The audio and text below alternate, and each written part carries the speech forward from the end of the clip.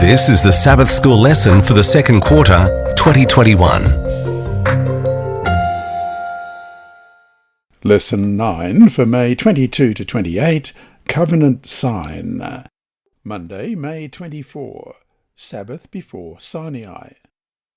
And our text for today is Exodus chapter 16, verse 23.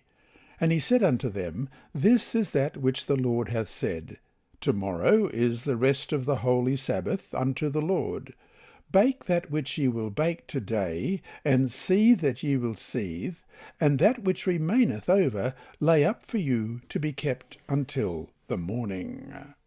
Skim through Exodus 16, the story of the manna provided to Israel in the desert before Sinai. Notice what this account reveals. 1.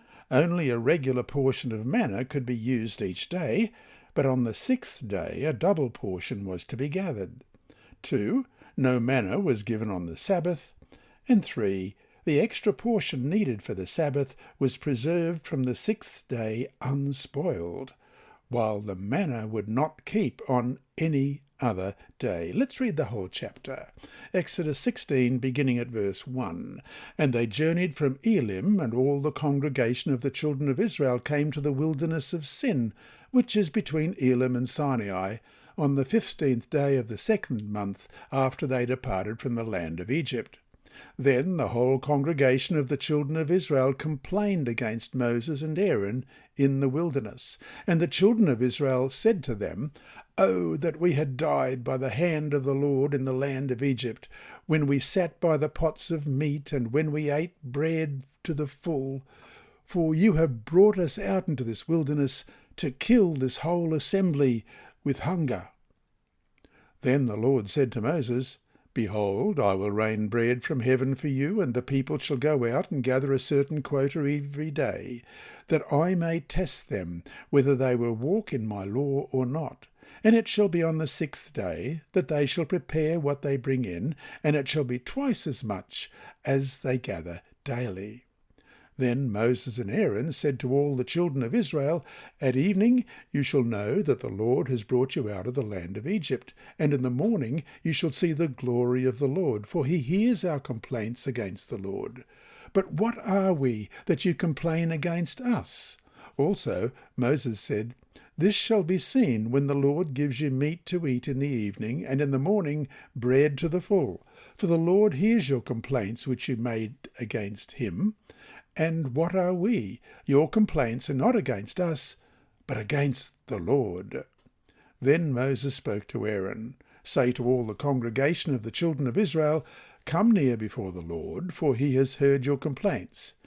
Now it came to pass, as Aaron spoke to the whole congregation of the children of Israel, that they looked toward the wilderness, and behold, the glory of the Lord appeared in the cloud. And the Lord spoke to Moses, saying, I have heard the complaints of the children of Israel. Speak to them, saying, At twilight you shall eat meat, and in the morning you shall be filled with bread, and you shall know that I am the Lord your God. So it was that quail came up at evening and covered the camp, and in the morning the dew lay all around the camp. And when the layer of dew lifted, there on the surface of the wilderness was a small round substance as fine as frost on the ground.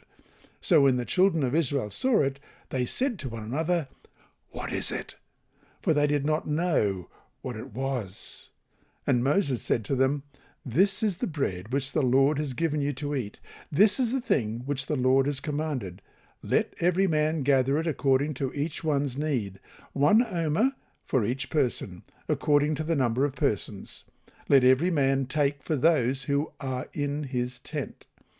Then the children of Israel did so and gathered, some more, some less. So when they measured it by omers, he who gathered much had nothing left over, and he who gathered little had no lack. Every man had according to each one's need. And Moses said, Let no one leave any of it till morning. Notwithstanding, they did not heed Moses. But some of them left part of it until morning, and it bred worms and stank. And Moses was angry with them. So they gathered it every morning, every man according to his need, and when the sun became hot, it melted. And so it was on the 6th day that they gathered twice as much bread, 2 omers for each one. And all the rulers of the congregation came and told Moses. Then he said to them, "This is what the Lord has said. Tomorrow is a Sabbath rest, a holy Sabbath to the Lord.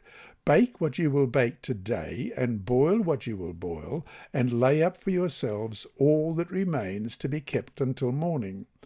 So they laid it up till morning, as Moses commanded, and it did not stink, nor were there any worms in it. Then Moses said, "Eat that today, for today is a Sabbath to the Lord. Today you will not find it in the field. 6 days you shall gather it, but on the 7th day, the Sabbath, there will be none." Now it happened that some of the people went out on the 7th day to gather, but they found none. And the Lord said to Moses, "How long do you refuse to keep my commandments and my laws? See, for the Lord has given you the Sabbath. Therefore he gives you on the 6th day bread for 2 days. Let every man remain in his place. Let no man go out of his place on the 7th day." So the people rested on the 7th day. And the house of Israel called its name manna. And it was like white coriander seed, and the taste of it was like wafers made with honey. Then Moses said, "This is the thing which the Lord has commanded.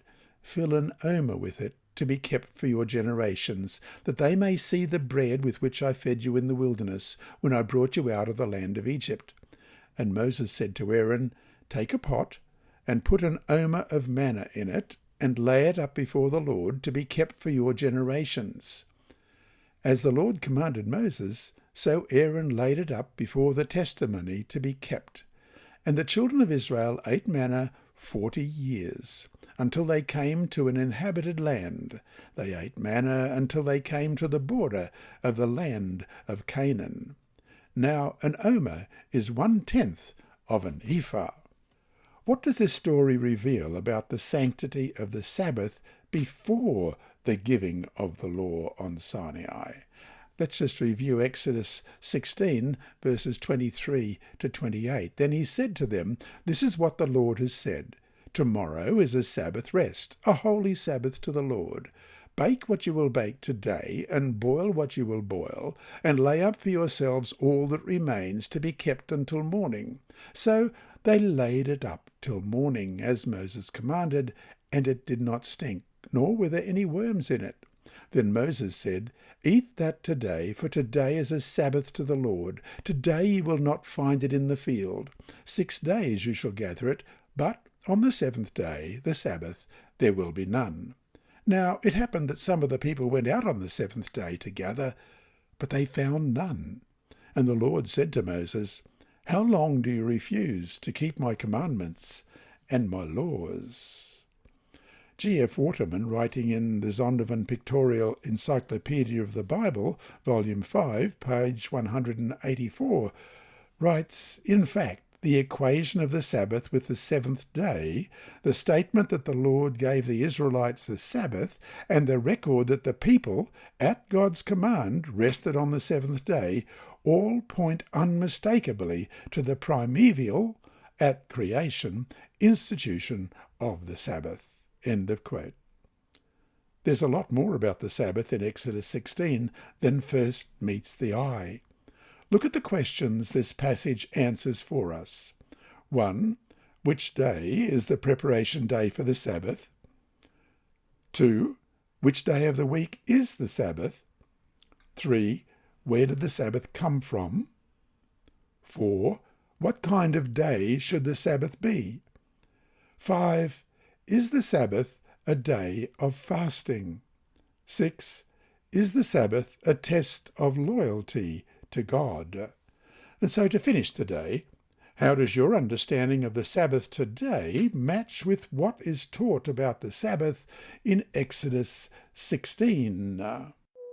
This lesson was read by Dr. Percy Harrold for Christian Services for the Blind. It's supported by the Sabbath School Department and Hope Channel Australia, and is rebroadcast by Christian Record Services and through podcasts at It Is Written in the United States, Hope Channel Germany, and through Apple iTunes and SoundCloud.